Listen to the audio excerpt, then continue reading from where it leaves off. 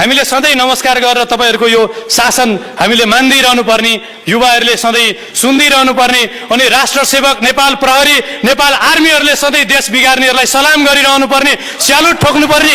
म चुनौती दिन चाहन्छु, यस्तो नराम्रो दिन नआओस्, हामीले देख्नु नपरोस्, ताकि कस्तो देश बेचुवालाई सलाम ठोकेर सुरक्षा दिएछु भनेर आफ्नै अंगरक्षकले गोली ठोकेर मारेको देख्नु नपरोस्, त्यो सुन्नु नपरोस्।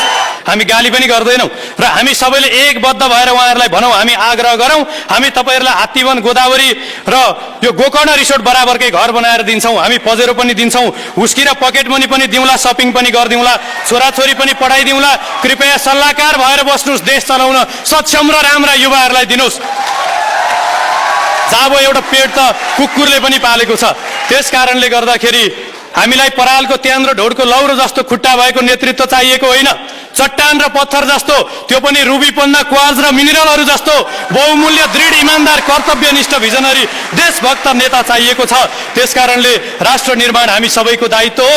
राष्ट्र निर्माणका लागि नीति, नियत र नेतृत्व परिवर्तन आजको सबैभन्दा पहिलो आवश्यकता हो।